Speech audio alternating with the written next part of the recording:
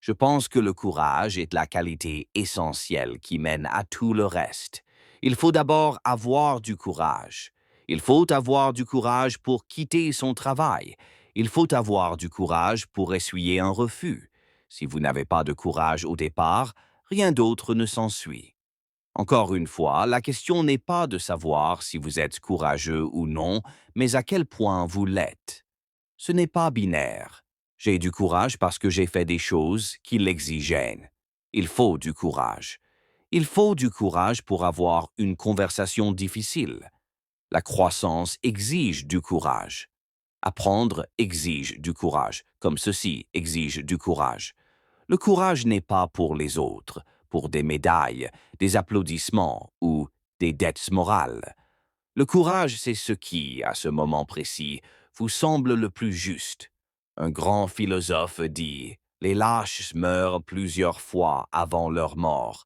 Les vaillants ne goûtent la mort qu'une seule fois. Qu'est-ce que cela signifie? Que les vaillants n'ont pas peur. Non, non, non. Cela signifie qu'ils ressentent cette peur et qu'ils avancent mais malgré tout.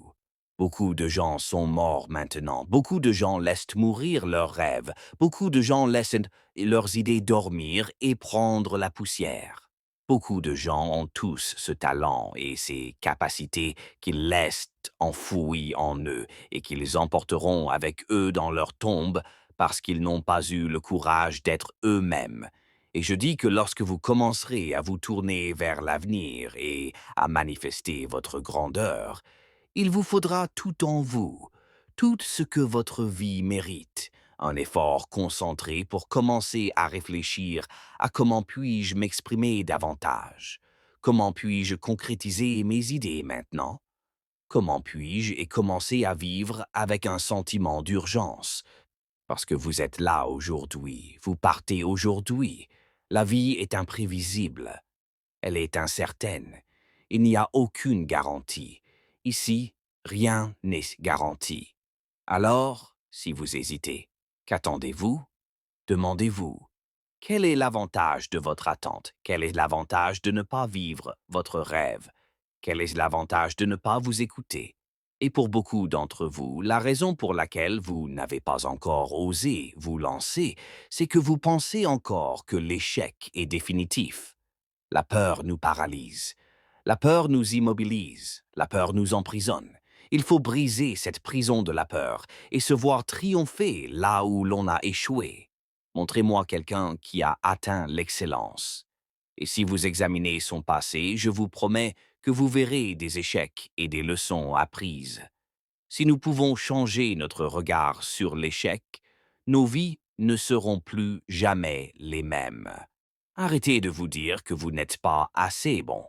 Arrêtez de vous dire que vous n'avez pas les capacités nécessaires. Si tu tiens à ton avenir, lève-toi maintenant. Je me lève et je vais recommencer. Je me lève et je vais réessayer. Et je vais réessayer. Je vais réessayer. J'ai été créé pour vivre avec un but et accomplir mon destin. Je n'ai pas été créé pour la prison de la peur. Le courage est la plus importante de toutes les vertus, car sans courage, on ne peut pratiquer aucune autre vertu de façon constante. C'est une émotion qu'on ne peut pas feindre. Si tu simules la bravoure quand tu es terrifié, c'est de la bravoure. Eh bien, tu devrais avoir peur de prendre des risques et de poursuivre quelque chose de significatif. Mais tu devrais avoir encore plus peur de rester où tu es si cela te rend malheureux. Gagner te coûtera tout, mais te récompensera bien plus encore. Cela va te coûter tout. Le courage est quelque chose qui déteint sur les autres. Je pense qu'il est extrêmement swayel d'être entouré de personnes courageuses. Et il existe peut-être différents types de courage, certains physiques, d'autres mentaux. Entourez-vous de personnes courageuses ou, du moins, pas de lâches, pas de crétins. Pas de ceux qui répètent les mêmes choses que tout le monde est censé dire, etc. Il existe de nombreuses façons de s'échapper de cette vie insignifiante dans laquelle on nous rejette. Pouvez-vous faire ce qui est nécessaire pour accomplir votre mission? Pouvez-vous faire le nécessaire? Pouvez-vous mettre en œuvre? Êtes-vous capable de réaliser? Êtes-vous discipliné? Avez-vous des principes? Possédez-vous le courage de suivre votre voie et d'accomplir votre destinée? À quoi ressemblerait votre vie si vous décidiez de devenir courageux? À quoi ressemblerait votre vie si vous décidiez de réaliser votre rêve, si vous faisiez ce que votre cœur vous dicte? Savez-vous ce que signifie le courage? Le courage vient d'un mot français qui signifie du cœur. Vous savez qu'il faut du courage pour vivre. On dit, la plupart des gens traversent la vie sans se permettre de faire un pas en avant parce qu'ils ne veulent pas lâcher prise. Ils ne veulent pas être ballottés. Ils ne veulent pas être ébranlés. Le courage d'affronter le tourbillon de la vie et ses contradictions. Le courage de s'aimer soi-même. Le courage de tenter sa chance. Le courage d'être qui vous êtes. Soyez inébranlable, inébranlable, toujours abondant. Soyez courageux, soyez fort. Sortez de l'obscurité et entrez dans la lumière avec tout ce que vous avez. Poursuivez-le et continuez à donner, continuez à vous investir, continuez à croire et continuez à persévérer. Ce n'est pas le critique qui compte, ni celui qui souligne les faux pas de l'homme fort, ni celui qui prétend savoir si l'homme d'action aurait pu mieux faire. Le mérite revient à celui qui est réellement dans l'arène, le visage couvert de poussière, de sueur et de sang, qui lutte vaillamment, qui échoue encore et encore, qui, à la fin, connaît le triomphe de la réussite et qui, au pire, s'il échoue au moins en ayant osé grandement. Écoutez-vous, vous connaissez vos sentiments. Si vous commencez à écouter les sentiments de votre cœur, et je le fais de plus en plus chaque jour, je constate que je peux faire confiance à mes sentiments. Et je vous dis qu'en regardant vers l'avenir, vous, au quotidien, si vous avez reçu quelque chose, si vous avez entendu une petite voix intérieure vous dire que ce que vous faites actuellement ne vous convient pas, que cela ne fonctionne pas pour vous, que cela ne vous apporte pas ce que vous désirez et qu'il y a autre chose que vous voulez faire, ne laissez pas ce doute intérieur vous en dissuader, vous convaincre que vous ne pouvez pas l'obtenir, vous faire croire que vous n'êtes pas à la hauteur. Ignorez cette voix intérieure et toutes les voix extérieures. Ne jugez pas vos possibilités en fonction des circonstances, car les circonstances ne définissent pas qui vous êtes.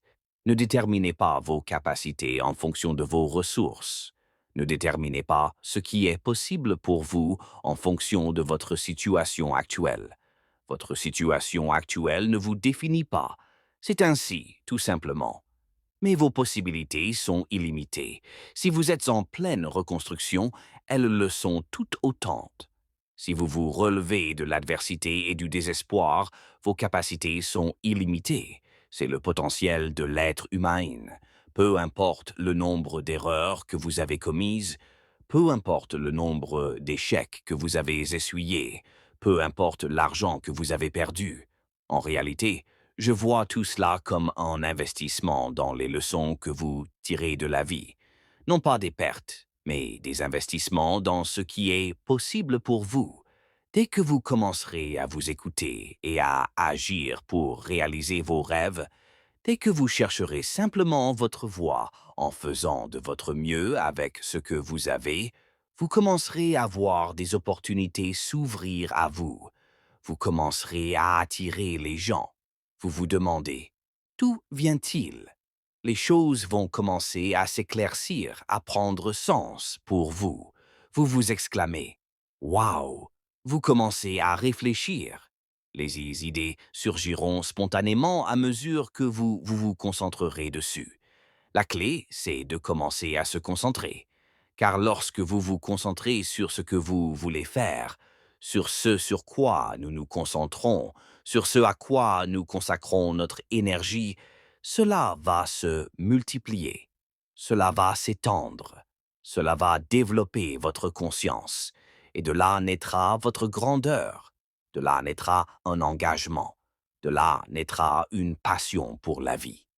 De là naîtra un pouvoir spécial que vous possédez en vous et que vous n'avez même pas encore utilisé.